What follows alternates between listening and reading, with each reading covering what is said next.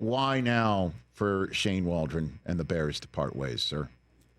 The simplest explanation, Rich, is they just weren't good enough the last couple of weeks. Obviously, you heard it from the fans, the booze being out in the first half, and all that. They didn't score enough. And when you've got the expectations they have, when you've put so many resources into the offense and adding personnel and adding the receivers, and you use the number one overall pick on Caleb Williams, the bar is set at a certain level, and they were always going to have the challenge of being able to meet that bar. I still go back a few weeks to the fact that they've got the Commanders beat in Washington until Tyreek Stevenson decides to wave goodbye to the crowd and then tips the ball to Noah Brown in the back of the end zone, and they lose that game. The last 2 weeks going to Arizona, I think they scored 9 points in that game and then three against the Patriots.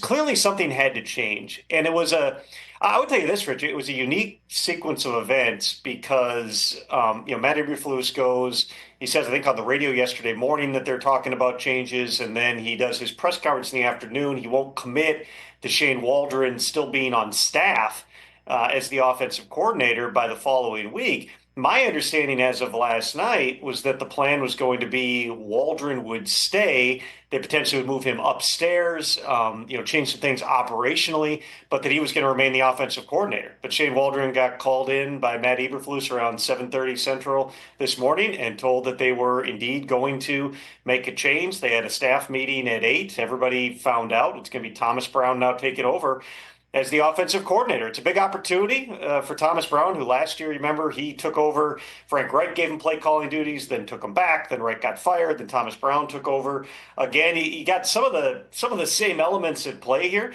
where you're trying to rescue Caleb Williams, who's just been more up and down than they would like through the course of this year. I think the biggest difference, I know we talked about this the other day, is you've seen it with Caleb. You've seen him make some big plays. They're just not happening consistently enough. He's taken way too many sacks. You're hoping that a different energy level, somebody new calling the plays from the same offense, maybe that's going to make a difference. And it comes at a really critical juncture for the Bears as they get set to play the oldest rivalry in the league this weekend against the Packers. Well, before we move forward,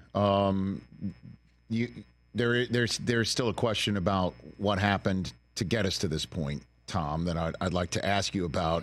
Cliff Kingsbury was there for the Bears to hire. They did interview him in January, unless there's something behind the scenes with Kingsbury and Caleb we didn't know about or anything like that. Because, with Kingsbury doing what he's doing right now with Jaden Daniels, just offsets even more, or I guess it spotlights even more the significance of the struggle for Chicago. Certainly, if they're now turning to a guy that was part of the offensive struggle last year that led to Caleb Williams even being able to be drafted by Chicago. So, my long-winded windup of saying why didn't the Bears hire Cliff Kingsbury when they had a chance, Tom? I believe the Bears interviewed 9 people for their offensive coordinator job. The only second interview they did was with Shane Waldron. He came into Chicago, and they hired him. And this was somebody who had, called plays, obviously, for a couple of years in Seattle. Always had a good reputation going back to his days with the Rams. He had trained under Bill Belichick. He'd worked with different types of quarterbacks in different systems.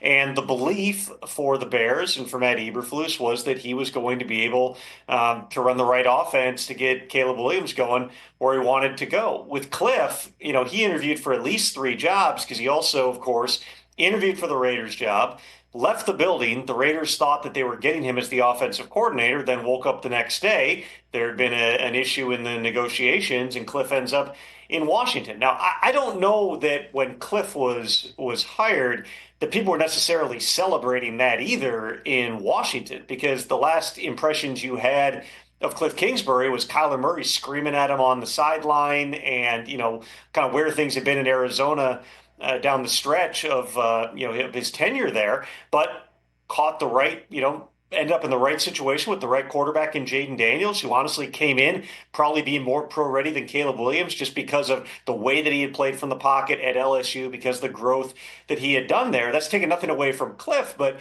he may have ended up with a quarterback who was a little bit closer to being ready to function at a high level in the NFL. I do think that, given the totality of this, given the history of, Caleb Williams and Cliff Kingsbury having a pre-existing relationship, I wouldn't be surprised if, we're having this conversation again somewhere down the line, depending where this Bears season ends up going, about whether or not Cliff Kingsbury in a different capacity could end up in Chicago. But at that time, the thinking was Shane Waldron, based on his history, the different styles of quarterbacks he had worked with, and what they wanted to get out of Caleb, they believed that that was the right fit. Shane's a great guy. He's a good football coach. It just was not working in Chicago. I think that everybody understood that. And again, even though last night it seemed like Shane Waldron was going to be sticking around, you can understand why Matt Eberflus decided he needed to make the move this morning. No question, Tom. So Thomas Brown, you want to give us a primer and also what his skill set being brought to bear makes the Bears think that he can do something different than Shane Waldron with the result?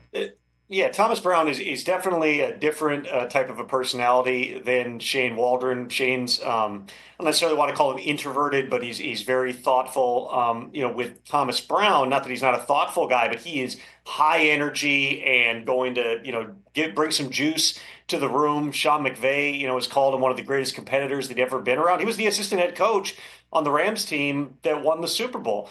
Again, there were a lot of things that didn't work last year in Carolina. They had the idea, let's bring in a bunch of different people from different backgrounds and have a mind meld. And instead, they just ended up with, no identity on offense. But Thomas Brown's interviewed for a bunch of head coaching jobs in the past.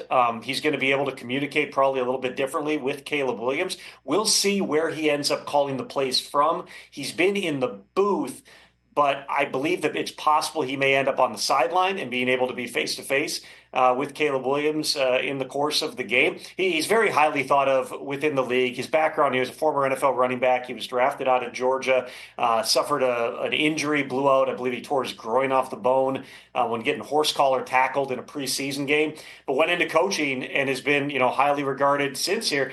It's a huge opportunity for him at a time that everybody's trying to figure out who the head coaching candidates are going to be this time around. See if you can catch lightning in a bottle. There's always a placebo effect when you change out the head coach or the quarterback or the offensive coordinator.